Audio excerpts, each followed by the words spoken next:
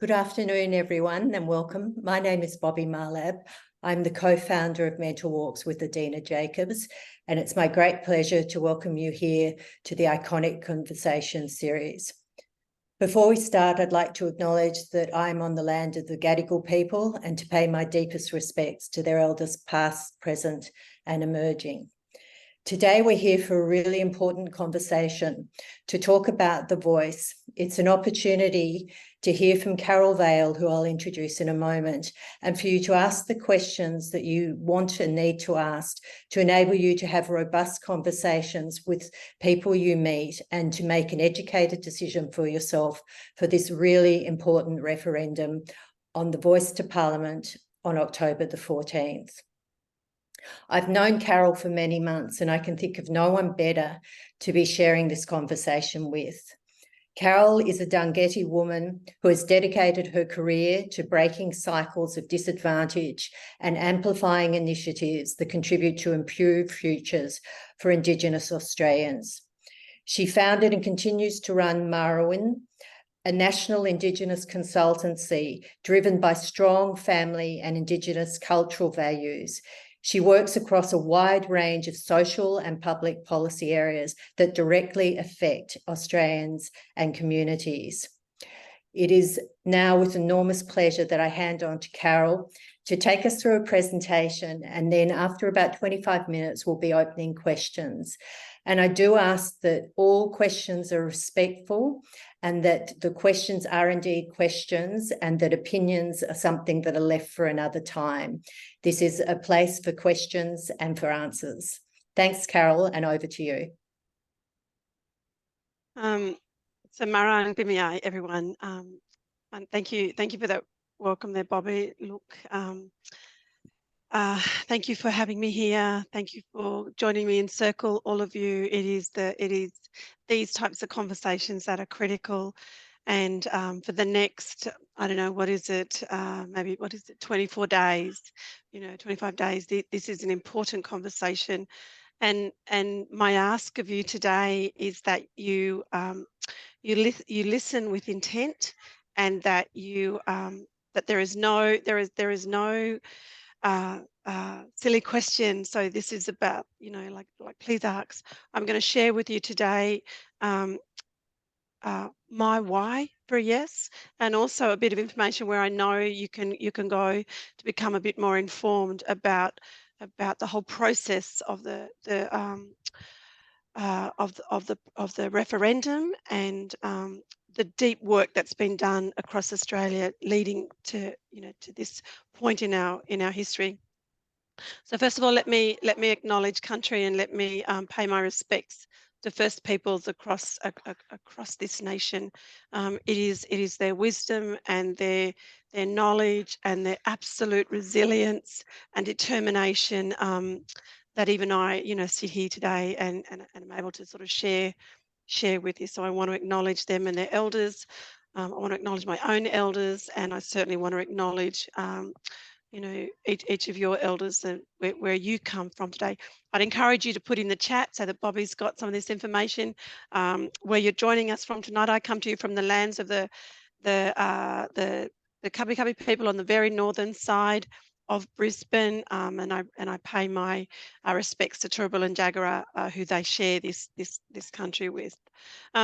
Bobby, I will get you to just, or Adina, thank you for both of you for having me here tonight. And so if you can share the slide, that would be really appreciated. I am not ITO face, so I don't even want to go there. But all right, the voice to Parliament. This is a really important discussion. It is a discussion and a point in our history where you, as an individual, will get to have input into the question that's being put to you in a referendum, and you alone will have to make that decision come the 14th of October. Next one, please.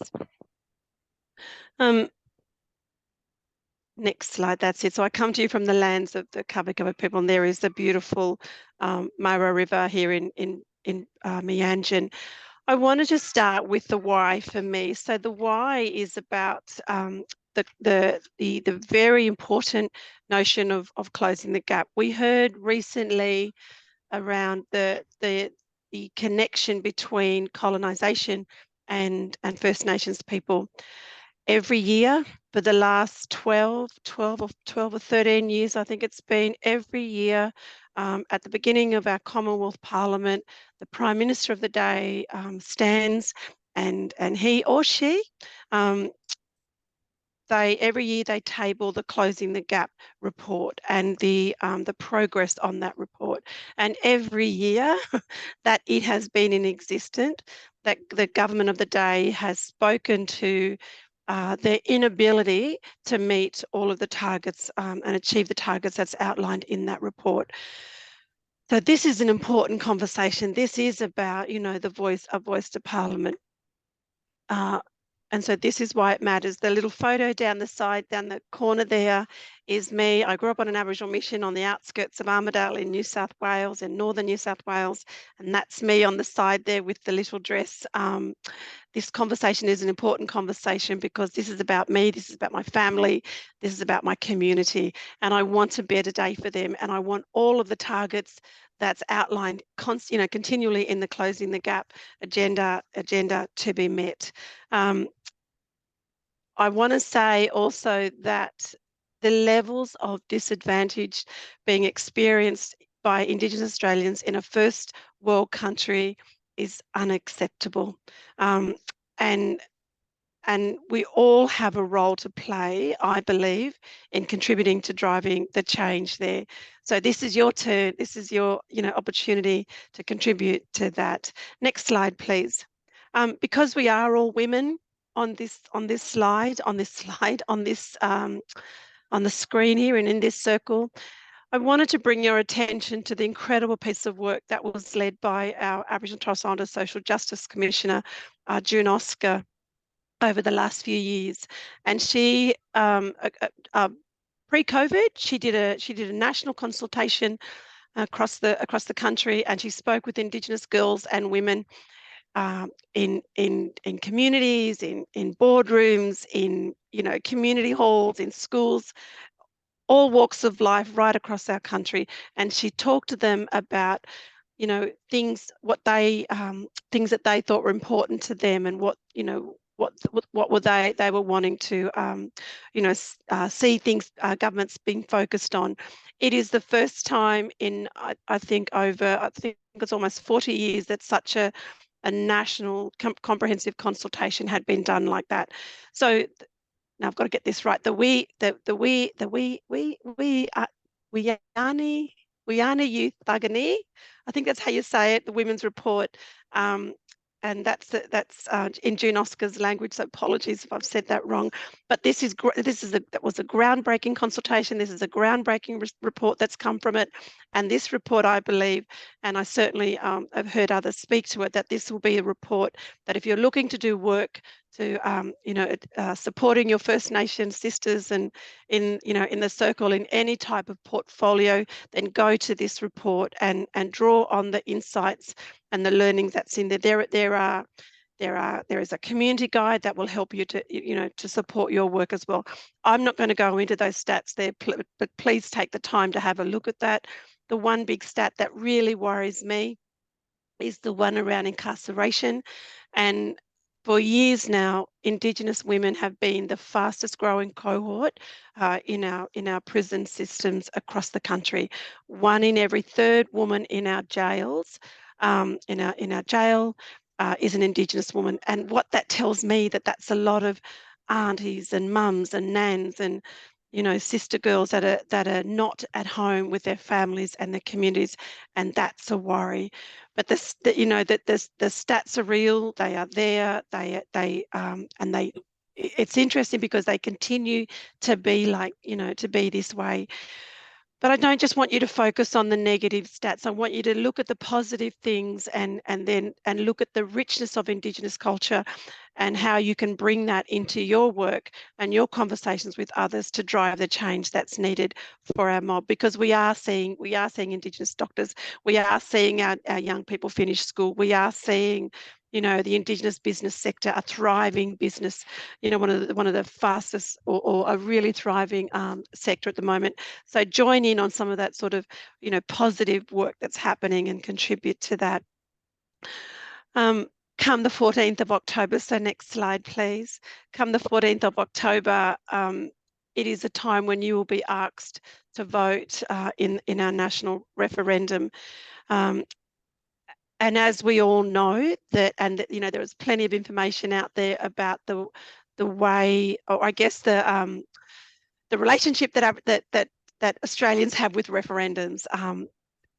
There have been 19 referendums in this country. There have been 44 questions put to us. And out of those 44, only 8 questions have been responded to with the yes. So my dream, my dream is that this will be the 9th one, that this one will be the 9th time that we will agree to yes, and we will agree to constitutional change with this one. It is history making. It is history making, and I have no doubt that you have all been involved in activities and events where you've had to raise your voice or lean in and give your voice, you know, to things that you care about.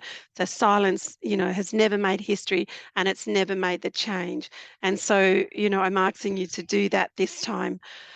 I would also like for you to have a think about that as a Dunghutti woman, you know, I don't live in my ancestral lands, and so, but I live on the lands of the Kabi Kabi people, and so I have a responsibility to be respectful and certainly mindful and acknowledge them and their country.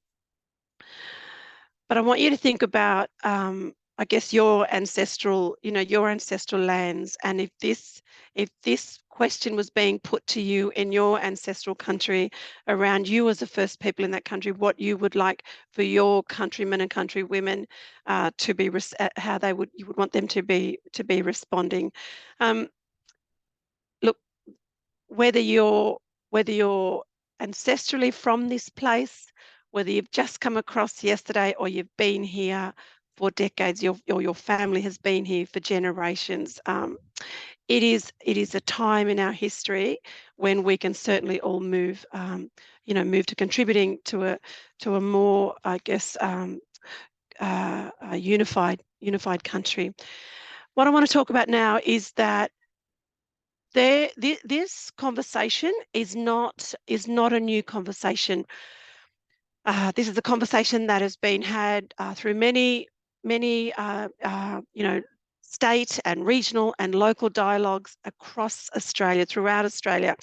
It is a conversation. Things like the treaty have been offered to this. You know, those conversations have come up in both Liberal and Labor parliaments in previous years.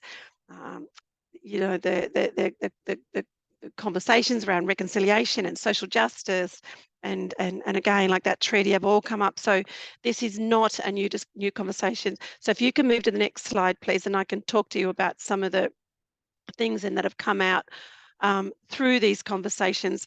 There is a report that's been put out by Dr. Tom Karma and Professor Marcia Langton, and that report was put out a couple of years ago, but it is the basis. It forms the basis of what the advisory voice to Parliament as a model could look like, and so the design of the design of the voice. And yes, you know, the Parliament of the day will have its final opportunity in what that looks like. But there are following principles and guidelines that will guide that work. And so these are the principles. So it will be an advisory body. It will be a body that is chosen by First Nations people, and it will be First Nations people will have input into those people sitting around, you know, that their representations there. Can I say that there's been one of the conversations or the questions that have been put out there is that, well, Indigenous Australians already have First Nations parliamentarians. That's their voice to Parliament. Those parliamentarians may be Indigenous, but they have been elected by the members of their electorate. So they are there representing their constituents. That is not the same as an Indigenous voice to Parliament that is being requested of here. One of the really interesting things, and things that I'm really I guess, pleased about, because I think the broader Australian society needs this, that there will be accountability and transparency. If you think about this is First Nations peoples that are pushing this and asking for this, so we will be holding ourselves to account through the voice to Parliament. It will be an empowering, community-led, inclusive, respectful structure. So I again hope you please go to look to that the report there. Next one, please. So the principles of the design, the principle for the design of the voice. So here they are. It'll be cultural. There will be cultural legitimacy and accountability and authority within that. There will be multiple points of interaction from beginning to end. So it won't just you might hear that people are going to be saying, well, it's the same old people sitting around that table. It may or may not. I don't know who those people will be that will be elected to represent or to be part of that voice to the voice to Parliament structure. Either way, there will be conversations that will be had with First Nations people. They'll be elected, and they will be they will be positioned there by us. In the Langton Karma report, it's a report that gives an overview of the consultations that's been had and some of the things that was said, and then it also talks about it gives a bit of a draft structure of what it could look like at the local, regional, state, and then of course the national level. And at each point there are opportunities for Indigenous peoples to be inputting into that. So when people say that this is just a discrete and elite group of people that are doing that, that is just not the case. At the heart of this, I believe there are notions of healing and self-determination, and it's about us being a just and true society. So I'm really excited about the proposition being put to the Australian people around the voice to Parliament. Next one, please.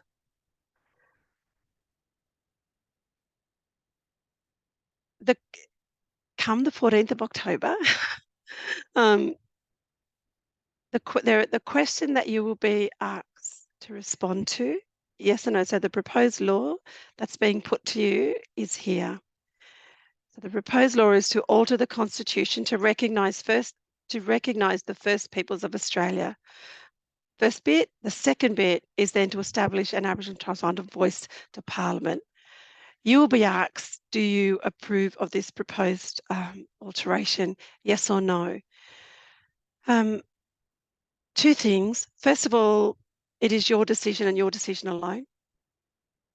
You will have to, I truly believe that it's up to you to determine why you're voting yes or why you'd vote no. I also then, it's really important that you become informed, and there's so much information out there that will enable that. All of the proposed voice to Parliament comes from the immense work that's been done across the nation around the Uluru Statement of the Heart. Now, I've got a policy background, and the wordsmithing of the Uluru Statement of the Heart is one of inclusivity. It is gentle. It is strong. It is a plea. It is a plea for things to be done differently because of the incredible disadvantage or consequences of colonization, and some of the, I guess, the impacts of the I don't know, government laws and things like that that have been put in place. and we're saying things need to change, and this is the time to do that.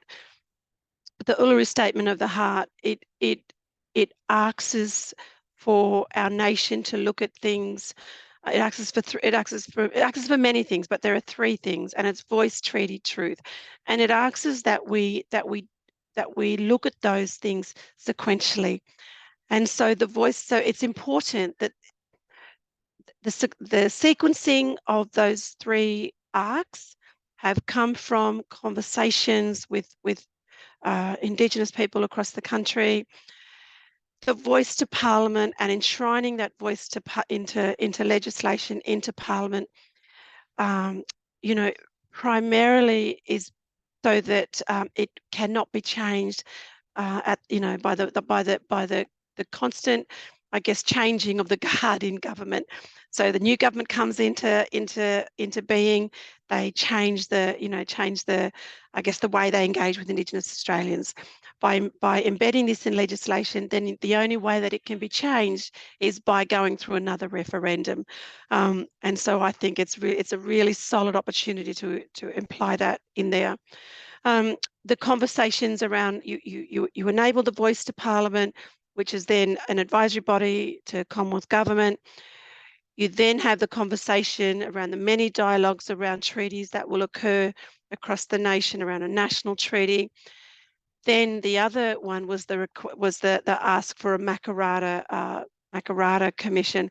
Makarrata is a restorative justice methodology or process from the Yolngu people, but every First Nation country, every First Nation group or peoples in Australia has a Makarrata process.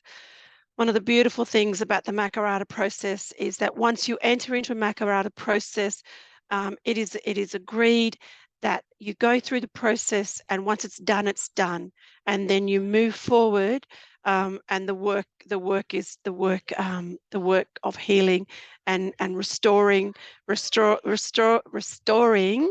ourselves to well-being is part of that. So, you know, it is a systemic, it is a systematic way of that I think would be a wonderful opportunity for our country to look at itself, hold a mirror up to itself, tell the truth, and then let's do the work that needs to be done in regards to reconciliation and healing.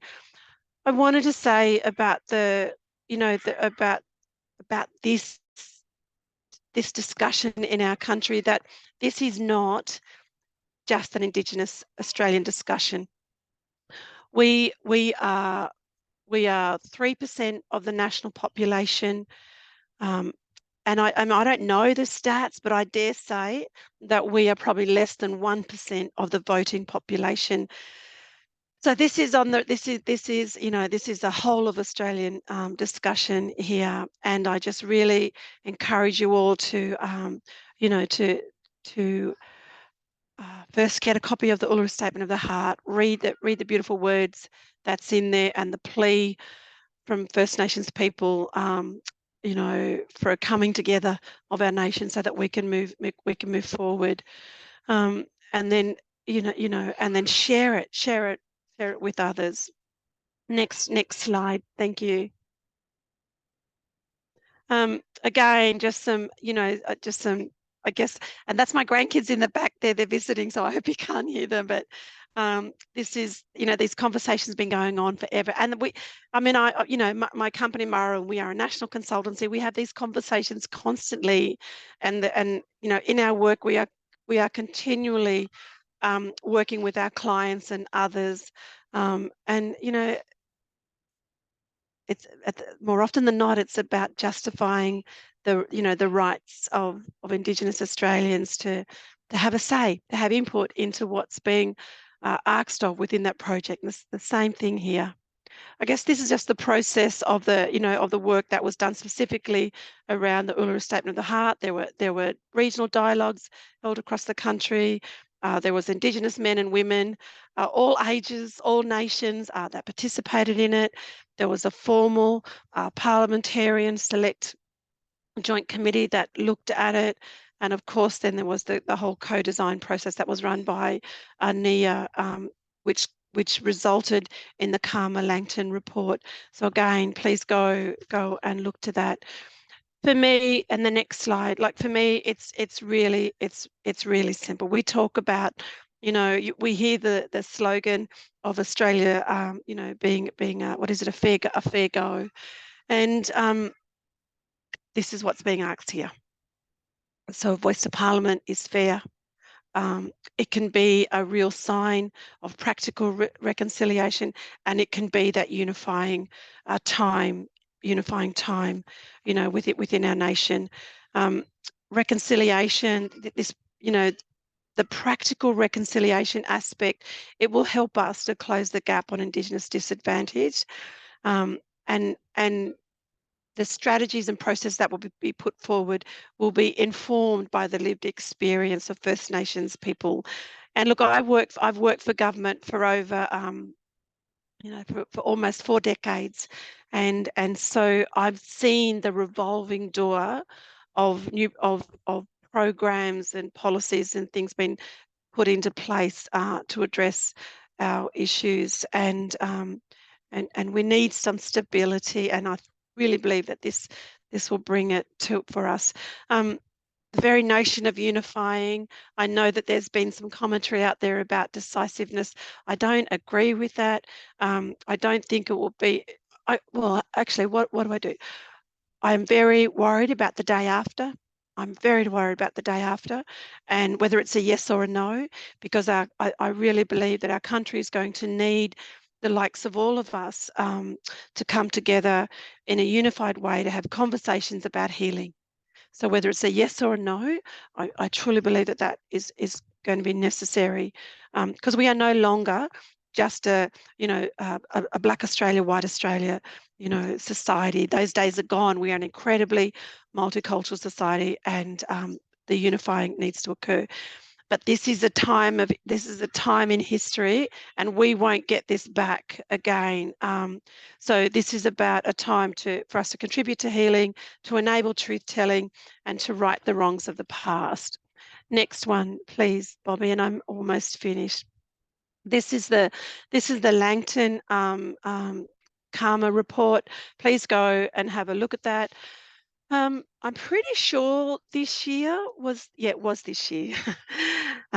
This year, one of the co-authors of this report, Tom Karma, was the senior Australian of the year, and he gave this incredible speech in accepting that award. And one of the things that that he said in that speech is that he said one of the sad things about Australia is that Australians have only ever known a system of consistent policy failures and poor outcomes for First Nations people. And so I think, like, this stuff is about, the work that we're all about to do, and bringing in the voice to Parliament. I truly believe it can be a way to change that narrative, and move to us, to a one where policies aren't always made for us as First Nations people, that we get to be part of the making of those policies. And so rather than being made for us, they're made with us. And so I think that's a really important point there. Next slide, and I think that's the end, Bobby. But look, I would love to, can you show that, click on the support to a voice to Parliament and show this 1 minute clip.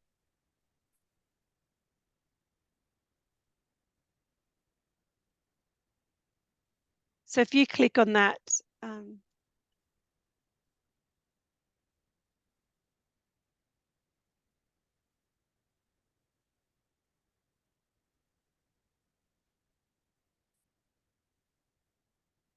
Sam, could you please click on the Support a Voice to Parliament link? Yeah, I should have said that, sorry. No, that's okay. Just trying to get it up now. 1 second, sorry. Thank you. There is so much information out there, and please go find it. There is information around why people are voting no, like what is the case for no, and there's also key information about the case for yes. And I think it's important for people to become informed about both sides, if you feel you need to, and then make an informed decision. But this is a great little slide. If it doesn't come up, then please go find it. If it doesn't come up, Sam, you can just share the link in the chat and people can look at it afterwards. Oh, is it here? It's showing now, and you can click that video now.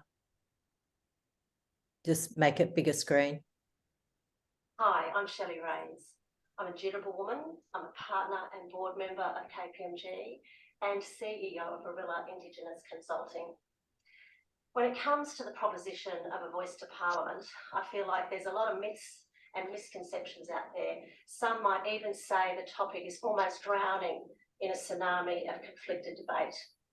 And that leaves good-spirited, fair-minded people a little bit confused. Well, this piece has been developed for those people, for people who want to understand the innate value of a voice, who want to clarify the facts from the fallacies, and have their concerns addressed without judgment. What is a voice to Parliament? Well, there's a common view that Aboriginal and Torres Strait Islander people know their communities and cultures best, and therefore what would work and what wouldn't work in those communities. And so Aboriginal and Torres Strait Islander people want to take responsibility for their own future and have input into how government programs work. This proposed group of Aboriginal and Torres Strait Islander people is called the Voice to Parliament, or The Voice. The Voice is an opportunity to make policies with Aboriginal and Torres Strait Islander people, rather than for Aboriginal and Torres Strait Islander people.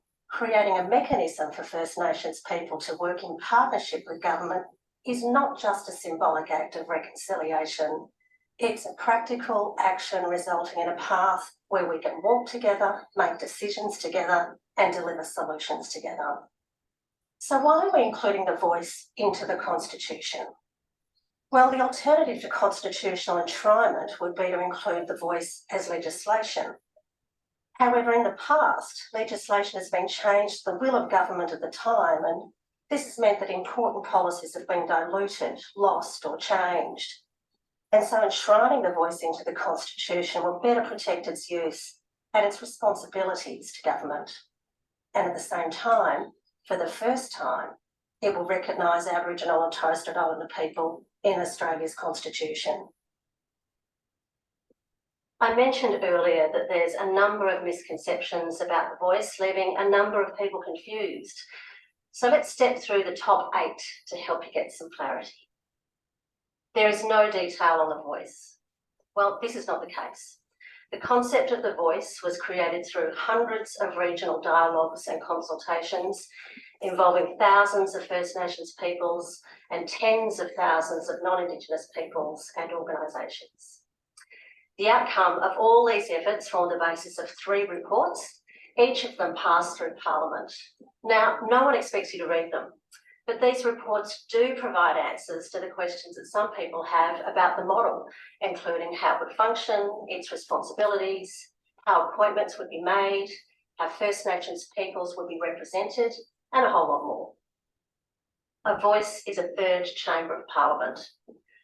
A voice will not have the power to initiate, reject, or pass bills, and so it doesn't meet the definition of a parliamentary chamber. But did you know that there are many entities that already function like the voice, such as the Productivity Commission, the Australian Bureau of Agricultural, Resource Economics and Sciences, and parliamentary committees? They all provide advice to government, yet none of these are considered to be a third chamber of Parliament. Not all First Nations people support the voice. Well, what do all Australians think?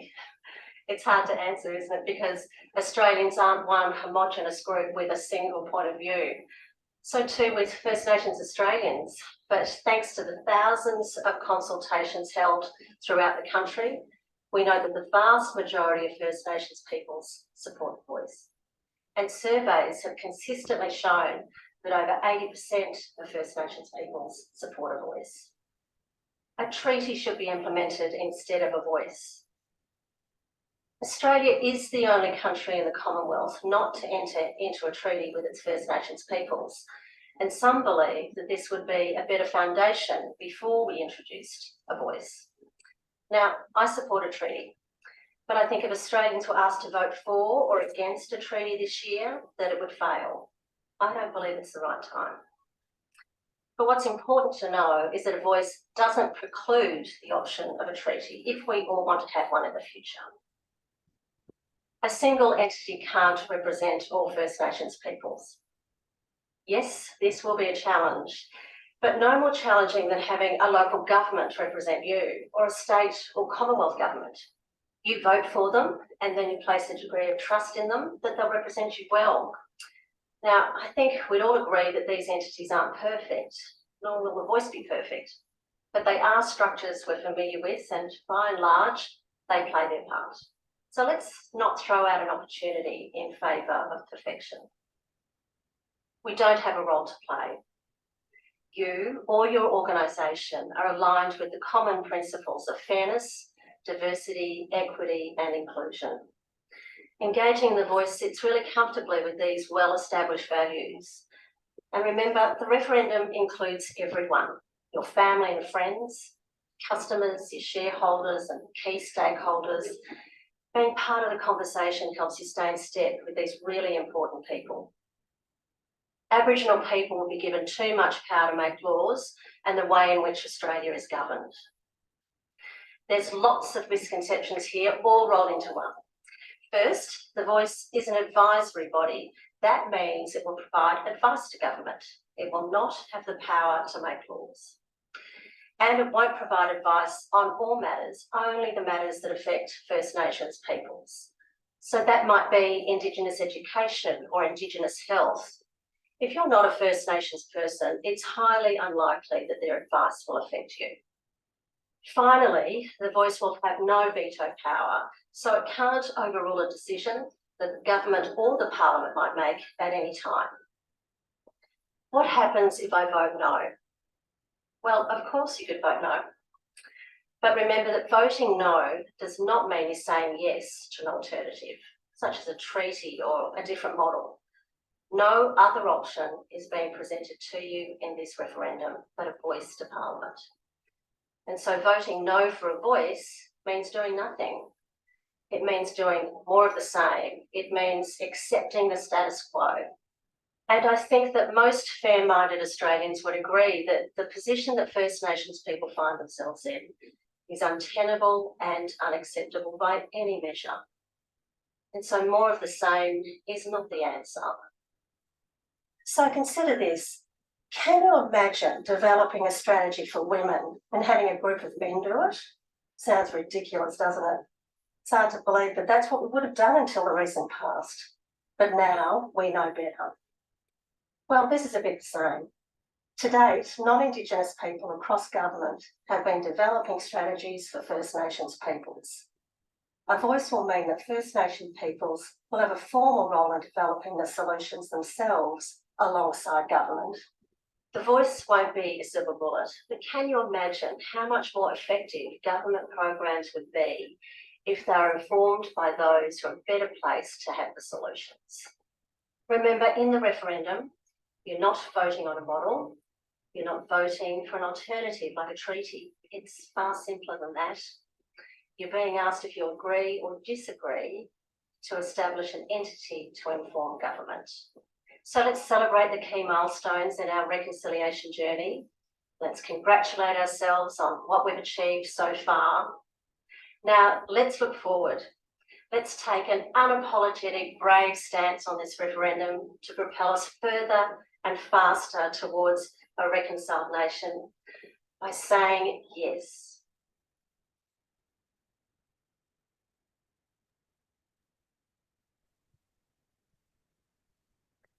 Thank you. There's another little clip.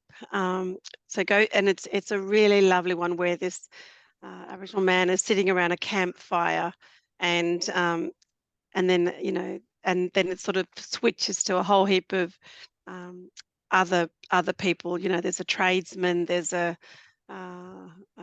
think there's an Asian grandmother, but there's a whole heap of other Australians, and they all ask the question, you know, oh, I can't remember, but it's a really nice one, and the around the campfire they're talking about like what a voice to Parliament could do and the changes, and then the young fella sort of stops and and he's and then and that like the other Australians, they're saying that they participated in this time when that was history was made in our country, and changes happen, and so then the Aboriginal boy around the campfire with his, I guess he's, older Pop or somebody, I don't know, but he says, like, is that true, Pop? And he says, I hope so. I hope so. It's a really lovely one. So go find that, and so you've got Shelley and I sort of, theoretical stuff here, but I think it's those sorts of things that are important. I'm happy to take questions, Bobby, but look, thank you, all of you, for being in the circle and hearing. My why truly is about, it is about constitutional recognition of me as a First Nations woman, and then having an enshrined voice to the Parliament of the day that that is given advice to address the needs of my people. And it's a Commonwealth government. It's not state. It's not local. So we need to bear that in mind. This will be things, they will. I imagine that they would be discussing issues of the higher. They won't be able to discuss the nitty-gritty, but they will be informed and know about the nitty-gritty, of different communities, different jurisdictions. But they will be responsible. That voice will be responsible for providing advice around Indigenous issues of national, significance, and the change needs to occur. Like, seriously, the status quo. Like I said, that Closing the Gap report just gets tabled year after year, and year after year, the Prime Minister, whether it's Liberal or Labor, says, we have not met our targets. So why not try something different? Okay, happy for questions, Bobby. Fantastic. What you've just said, Carol, reminds me of that famous Einstein quote: if you do things the same way, why would you expect a different outcome? So we have got a number of questions here, and the first one is from Kit Varty, asking that you mentioned that the voice will be reflective of the diversity of local communities. What are your thoughts on how this will work in practice? For example, on social issues or needs, given what one community might want or prioritise might be different from another. Yeah. How will this happen? Yeah. Look, I guess it's like, this is our Commonwealth Parliament. Our Commonwealth Parliament can't respond to every single need of a community, but what it can respond to is to the overall need. So if we take the issue of, dare I say, housing, so they, you would hope, and they, I'm hoping they are developing, strategies and responses to the needs of housing on that national perspective, but it's being informed by local issues there. And eventually you would hope that change. Housing is probably not a good one to go, but no, it is a good one actually, because it is that tough area. I guess for me, you've got that national voice to Parliament, and so the way that it is informed the way that it will be informed from other levels, or other tiers there, local and state, is that eventually the issues coming from each of the if there was a collective enough of an issue coming from the different sort of communities, then that would go, so if Armidale had an issue, that was the same as Tamworth, that was the same as Sydney, that was the same as Burke. So eventually all of those issues would be bundled up and that voice to Parliament would be able to have the confidence to say that this is an issue that is being experienced across our country. So they would also be able to be saying, okay, so yes, it's an issue in the New England Northwest area, Barnaby Joyce's area. So then we can also say, but it's all, but we know that it's not quite an issue in Peter Dutton or Linda Burney's area, for instance. It is a voice. I don't think we should be putting. I think we need to be careful of the expectations and the pressures that will be put onto that voice to have all the answers, because it doesn't. I mean, the current government doesn't, and so I think there's always this incredible expectation and pressure put on Indigenous Australians to make that change, to get it right. And yet that is like we have the pressure put on us that we all have to agree, but none of you, that whole notion of consensus decision making is not put on anyone else but Indigenous Australians. We are expected to be this, all agreeing collegial group that is forever are all saying the same thing. We are not that. And so the voice to Parliament, it may not be able to respond to individual community issues, but it will be able to respond to the collective of issues coming from individual communities, if that makes sense.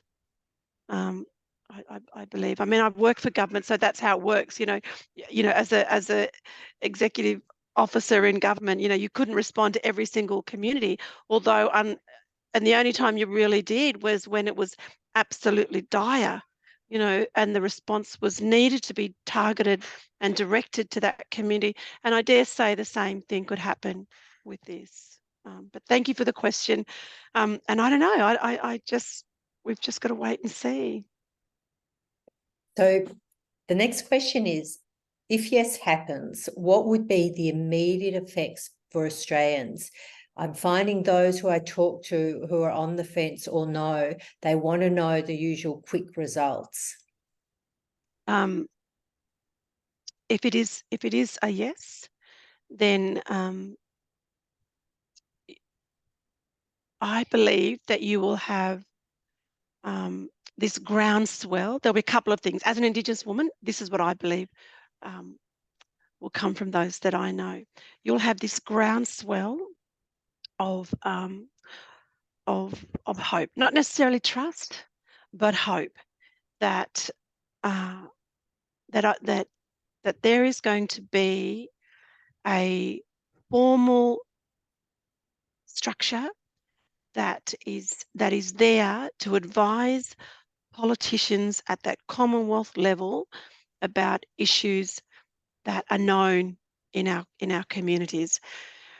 If there is a yes, there will be incredible celebration. I've got no doubt about that. But there will also be incredible sadness and anger, and and so we've got to, we need to be prepared for that.